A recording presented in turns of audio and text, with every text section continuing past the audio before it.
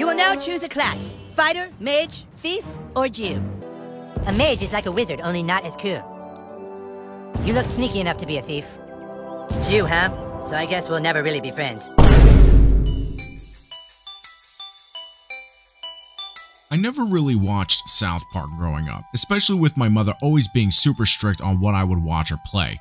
So South Park was a big no-no in the household.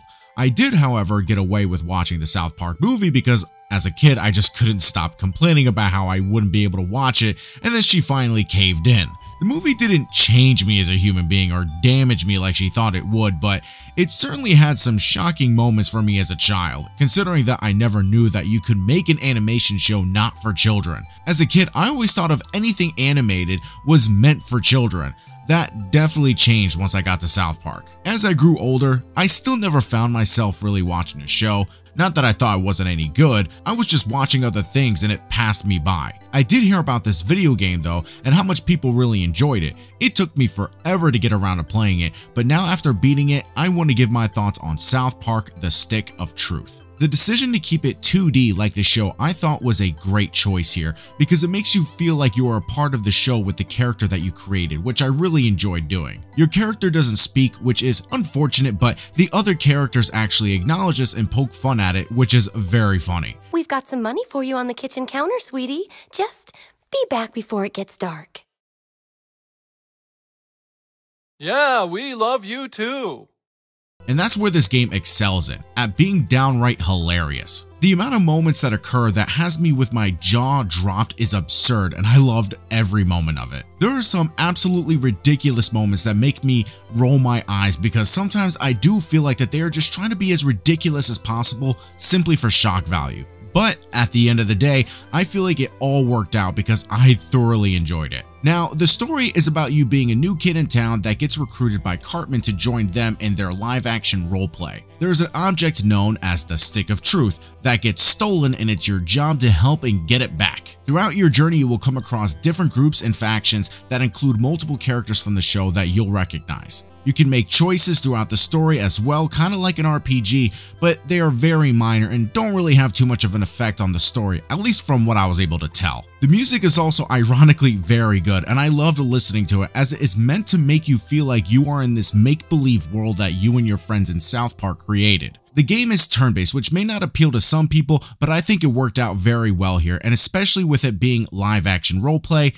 I get it. However, it was my understanding at first that everyone you were fighting was in on the LARPing because your spells worked on them. I thought that when you would go and start fighting actual grown-ups or homeless people that all you would be able to do was actual physical attacks and the spells would be meaningless.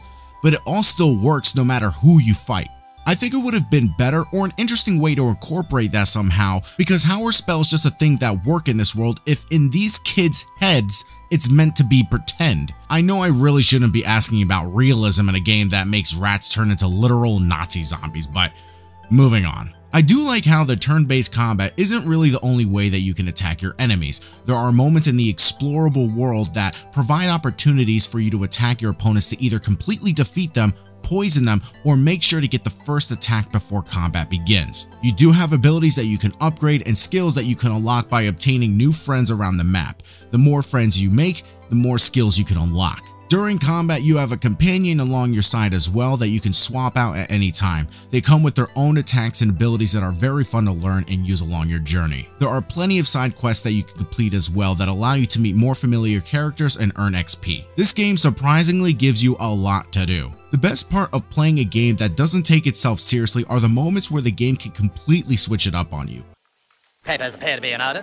Very well. I hereby grant thee access to the great nation of Canada. Open the gate! Oh, I'll do it. Hold on. There we go.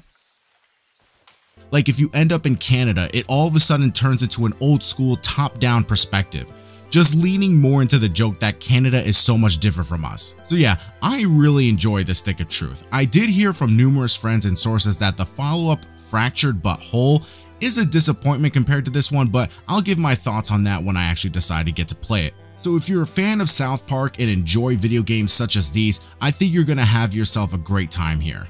Guys, my name is Pedro Ordonez, also known as GameLight7. Please subscribe, comment, like, thumbs up. Do whatever you guys can to support this channel. Let me know what you would like to see me talk about in the future, and I will see you guys next time in my next video. Peace out. You've nowhere to run, Bard. Give me the stick of truth. Take it from me if you can, Wizard King. Step forward now and fulfill your